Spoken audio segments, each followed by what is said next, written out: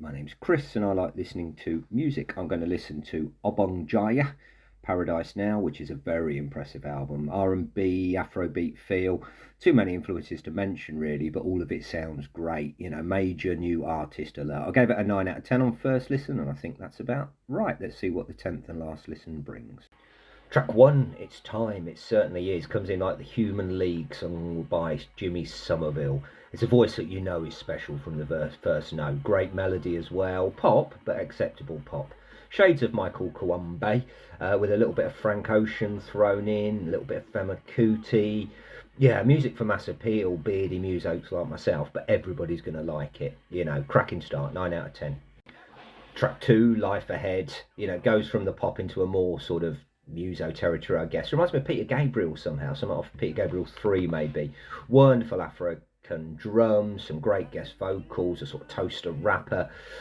You know, music made for all the right reasons, and that voice is just pure liquid gold. You know, maybe doesn't take off like the last track, but still wonderful. 8 out of 10.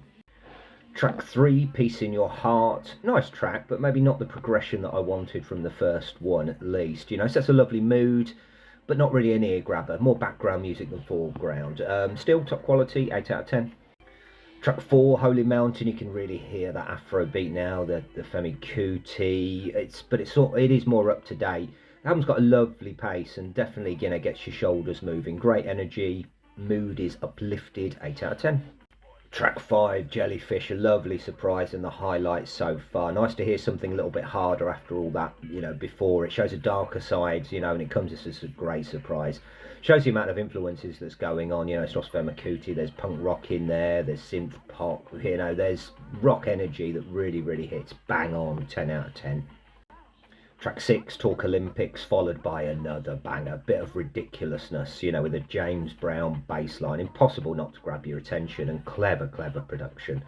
Always a pleasure to hear Little Simz. You know, if there's artists as consistent as her, I can't name many. You know, 2 huge talents plus a bit of silliness equals just a wonderful 10 out of 10. Track 7, Prayer, that quality couldn't last, I suppose, and things go back a little bit more mellow, but still that lovely Afrobeat feel. Could have been recorded in the 1970s. Well-timed break, but, you know, I want that madder stuff a little bit, but still brilliant, 9 out of 10. Track 8, Moon Eyes, even more mellow, got a jazz lounge feel to it. Got a lot going on in the background. It's a real attention to detail that enhances this album. Feels a bit filler though, this track, 8 out of 10. Please dig out the second half of the album review. The full review is a 9 out of 10.